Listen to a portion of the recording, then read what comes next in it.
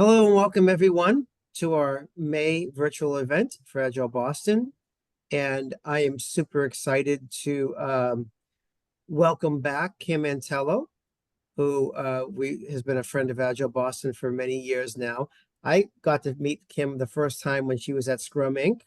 And we were doing a Scrum at Scale class, and she was facilitating the class with Dr. Jeff Sutherland. And boy, did she keep us on track.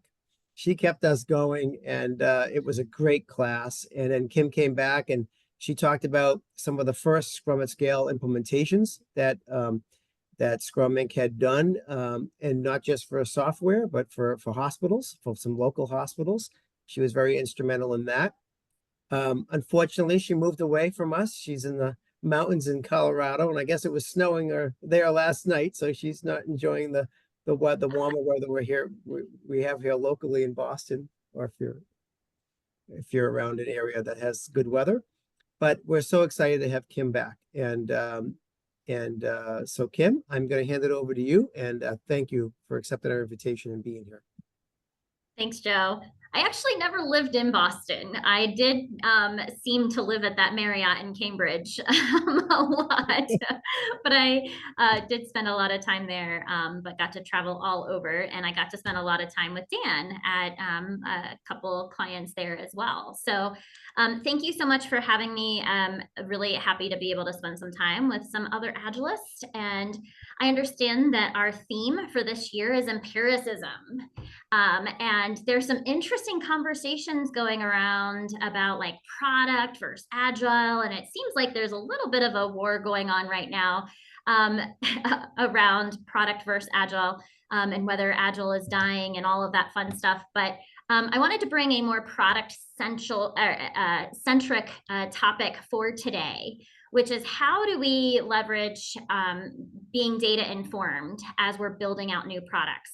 And for most of us, hopefully we're building products that people are using.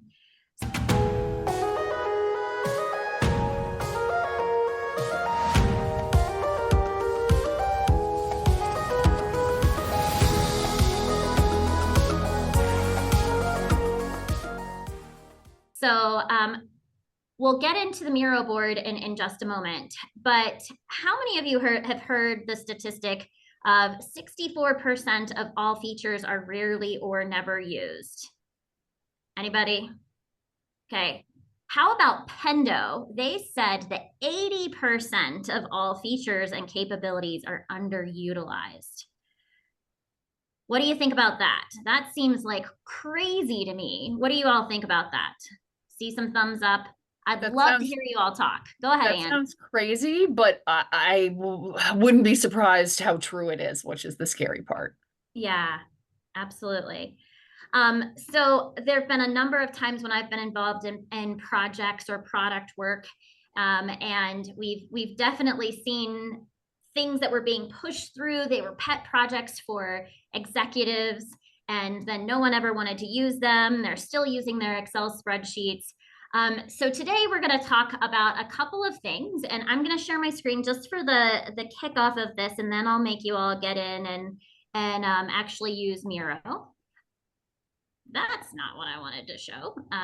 1 second. I have done this before, I promise. Okay. So we're going to show a little bit on Miro, but then you all will get in and definitely interact here. So today we are going to talk about two different types of metrics that are generally used, and you all see the Miro board, is that correct? Okay. We're going to talk about two different types of metrics that we like to use in the product space, the Google Heart metrics and Dave McClure's Pirate metrics.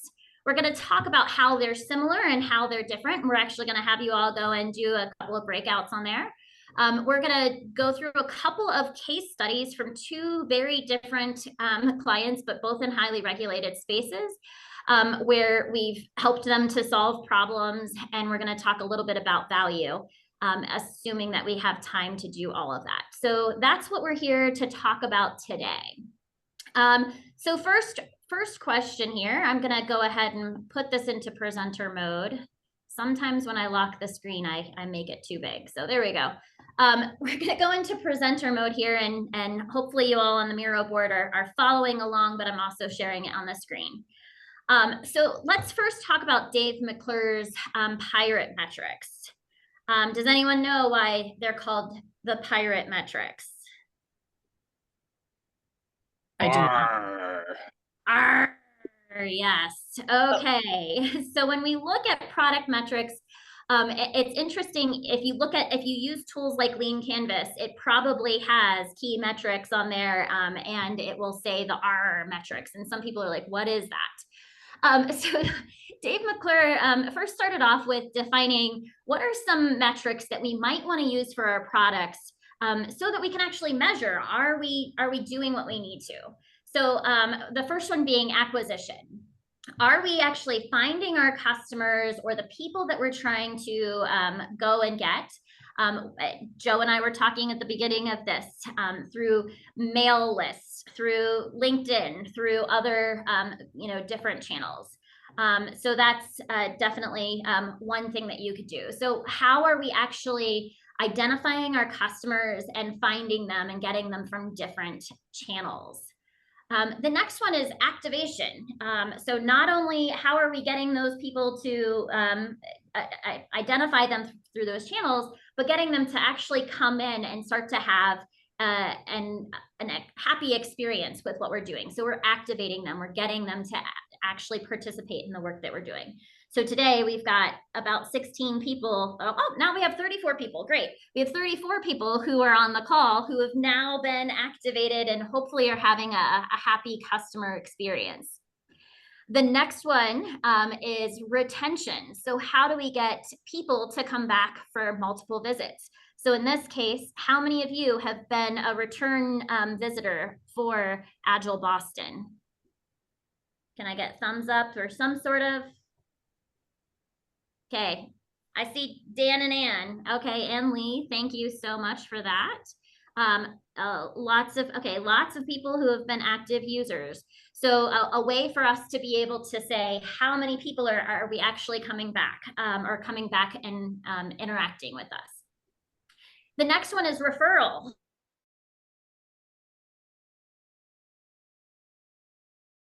Pretty comfortable with this one. We have NPS scores. There's lots of things that you do, like when you go to a car dealership and you buy a new car, or you're filling out surveys to say, hey, are you willing to tell others about us? So are we able to refer people to whatever the product is? And then the next one maybe doesn't quite apply so much to Agile Boston, but there's got to be some money that is associated with it. And this is what most products are looking for, is how are we actually driving revenue? Or on internal projects, it could be how are we making or saving money? So looking at these, we've got to, as we're starting to build out products, to figure out how can we measure against these things, depending upon what are the capabilities that we're trying to drive and what are the metrics that we're trying to drive. In some cases, we might be focusing a lot of attention in that acquisition and that activation phase. We might be giving out AOL CDs in the Kmart checkout line, where they were giving out those CDs all the time, but then they never actually got the revenue because they couldn't get people to sign up and to pay for the service. We're seeing a lot of that with freemium services as well, and we definitely saw that through the kind of .com bust. I don't know why I'm giving you all kinds of very old examples, but through a lot of the products that you use and that you see, the question is, how can we get people to sign up? How can we get people to start to use the tools that we're building on? And then how does that actually drive to our big metric, which is probably somewhere in that revenue metric? So for this one, Dave McClure's Pirate Metrics is just one way to be able to look at how are we measuring the work that we're doing. And from a product perspective, are we making progress with driving people in the way that we're looking for? Any questions on Dave McClure's Pirate Metrics? No, thank you for explaining them. Oh, thank you, Anne. And hopefully you all have seen this before, but I do know a lot of Agile coaches and Agilists who like know that they're out there, but haven't really taken a lot of time to absorb them. So the next one, Google said, we don't like anything that wasn't created here. Maybe not, but they came up with their own set of metrics that they wanted to focus on. So most of these are pretty self-explanatory. So happiness, engagement, adoption, retention, and task success. I think these are all pretty self-explanatory.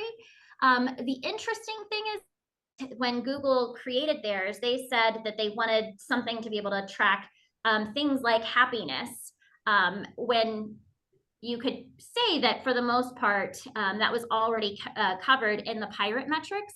But of course, you know, calling them different words. If you're happy, hopefully you're referring your friends and other colleagues to use other products. So these are just another set of ways to look at when I'm building a product, whether that product is an internal tool, an external product or service that you're selling, or maybe even your own Agile transformation. What are some ways for us to start to think about measuring these things? So I am going to stop sharing my screen, and I am going to ask you all to go into some breakout rooms. And oh, I should have done this before I stopped sharing my screen. But in the next set of groups, and I'll stop the presentation, is everyone following along in the Miro board? Anyone having any problems? I joined late, so I don't have the link. Okay, I will Thanks. get you the link to that. We'll do 5 rooms and we will automatically assign people. What I'm going to ask you to do is in your breakout rooms, and let me just again share my screen. I shouldn't have stopped sharing so quickly.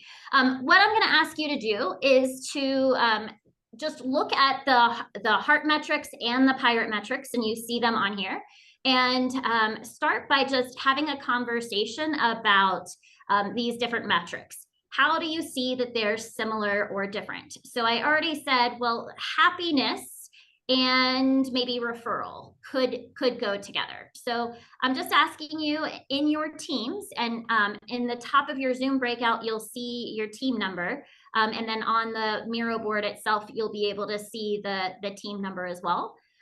So just in your teams, go ahead and have a real quick conversation to talk about these metrics and maybe even how you have used them in the past. So 5 minutes to do a bit of a grouping exercise and to start to talk about how have you actually leveraged any of these, whether it's an internal product, an external product, or maybe even a project like a transformation that you're doing in the office. Any questions before I put you into your breakout rooms?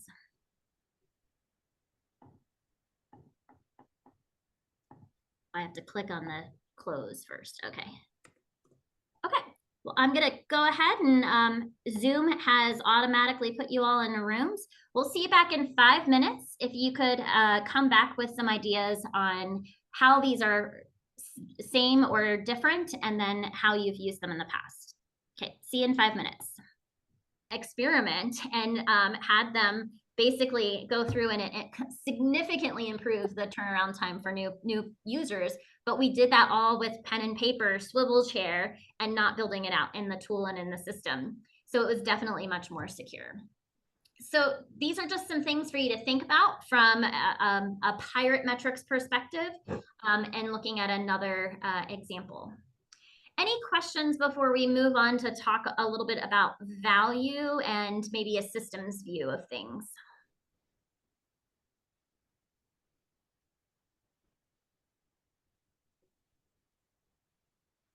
I know you all aren't quiet.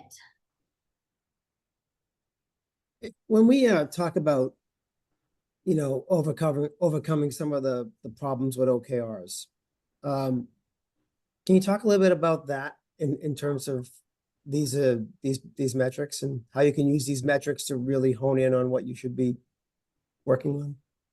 Yeah. So my current client, they are much more focused on output and not outcomes. Anyone ever have a situation like that? We're going to migrate all of our customers from system A to system B.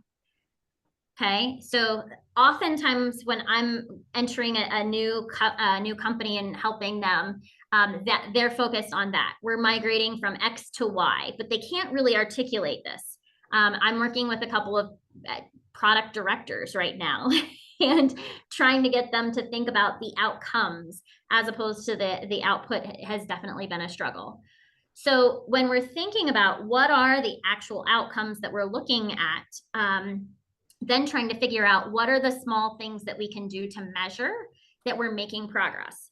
So if you read the book, Measure What Matters by John Doerr, he specifically says to make sure that we're balancing between the different types of measures and metrics that we maybe have looked at in the past.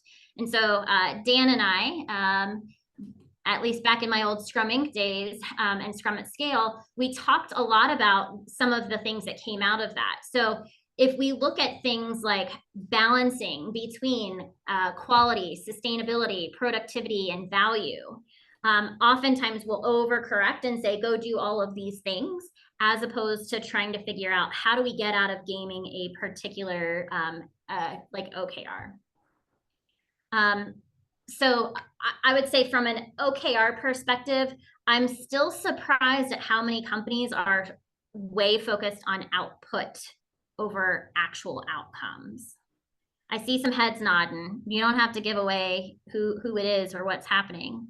Well, it's usually easier to measure, right? Yeah. Well, I think it's a couple of things. I think a lot of companies don't know what they don't know. And so they just say, we got to do something. We have an OKR. I know at Microsoft, they use OKRs like crazy, and it's great, you know, if you want to create alignment. But if you don't have that empiricism feeding into that, then you end up just saying, let's just do what we did last quarter. Yeah. That you don't actually make progress. So does it make sense to use both to complement each other? Like, for instance, if you're looking at your metrics here and you align it with the OKRs, it can tell a better story, right? Because the OKR could be way off and your hot metrics, et cetera, may be telling you something else. Yeah. So I actually have an example that this is a completely fake made up example. I have never made a collaborative music recording tool. Just to be clear, this is totally fake example. But this is where, again, in the book, Measure What Matters by John Doerr, he talks about like having those different horizons of planning that we're looking at. So when we look at, even in the example that I was talking about before from the healthcare perspective, they wanted to see that their overall big number that they were moving was the cost of healthcare. They could have also measured number of readmissions as their big thing. But now as I'm looking at big initiatives with organizations, we want them to think about what is that, whether it's an epic, a strategic theme, a feature, a zebra, I don't care what you call it. But getting the leadership teams to actually center around what is it that we're trying to do. So whether or not you like the fourth statement, the crossing the chasm by Jeffrey Moore, I don't care. But some way of being able to share, here's the thing that we're doing. This is why we're doing it. And what is the overall outcome? And how can we actually show and measure that we're making progress towards that? Then we can look at, like from a portfolio perspective, or as we're starting to review these things, hey, what did we do last quarter to help us with achieving those? And so I want to actually bring in those learnings that we're getting from our customers and saying we have real data to show. So this one says sessions count, that we've got customers kind of bouncing along. Do we know what was going on with that? So on this one for a feature or an epic, they could have said, hey, the recording feature was difficult for people to use or difficult for them to understand. So, hey, maybe we shouldn't move forward with what we were trying to do or what we had on our plan to do. Now we need to go back and make sure that this big thing that we're trying to do, that we get the basics right, because otherwise the rest of this isn't very, very useful, right? So by putting those things out there and starting to talk about the learnings, that's super important. We can't just keep measuring and saying, hey, we're going here, hey, we're going here, without taking that moment to pause and stop and say, what did we actually do? What value did we get? And if you remember from the kickoff, Pendo says 80% of all features are underused. The Standish Group says 64% are rarely or never used. So if we get to a point where we're saying, hey, we're getting diminishing returns from the work that we're doing, this is a great way to be able to show from a roadmap perspective, to be able to say, should we continue to do things? And you'll see in here lots of those metrics that we talked about earlier, whether it's monthly active users, how many times people are downloading things, are they coming back? So are we retaining them? So I would just challenge you all to think about, as you're working in product or working with product people, to get them to think about focusing on the outcomes and focusing on what can you measure and how do you bring that back into the learning. One of my favorite examples of any kind of, and this was definitely not a safe implementation, but a portfolio management process, was when the team said, I know that this product that I'm working on is useless. I can't get my business product partners to show up because they don't think that it's useful. But by capturing metrics, we can show the executive with the pet project, hey, this is not something that we should be focusing on. So use the data to help you figure out where you should be going next. And don't spend $100 million on an implementation of a tool when you can't get customers to answer your phone calls. First, work through those things before you go and invest all of that money. So with that, I know we're at 6 till. What questions do y'all have? Shweta. Yeah, I do have a follow-up question on what, Kim, you were talking about. So how do you, if the engineering is building something that the product team does not want, so wasn't there's a miscommunication or gap, like how they're building something which the product managers even don't want that? So in this case, it was before they had adopted Agile at all. And so this was back when a list of IT projects had been approved and a VP of technology said, go build my pet project. And they couldn't get the business to engage because it wasn't very useful. I don't know how that project was approved, but we were able to quickly shut it down. And thankfully, we had a courageous Scrum Master who raised the risk and said, like, they were probably one of our pilot teams, and said the whole team knows that this is a waste of time. So thankfully we could get that voice heard and shut it down so that they could work on other stuff, because I've never been in any organization that didn't have enough work to do. Mm-hmm.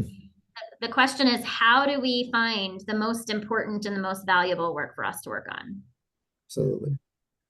Yeah, no, thank you. That's insightful. All right. Well, I want to thank Kim for being here today. You know, we have a good run going. I think once a year, at least, we have Kim join us and give us some amazing insights. So thank you very, very much. And just to let everybody know, this presentation is recorded, and we will be putting it up on our YouTube channel. Just look for Agile Boston on YouTube and subscribe to the channel. Besides all of these virtual events, we also have podcasts that we do once or twice a month. So very short and quick, but hopefully to the point, and also helping you on your own transformation goals. Also, our next event is June 6th. It is live in Burlington, Massachusetts, in person at the Microsoft building.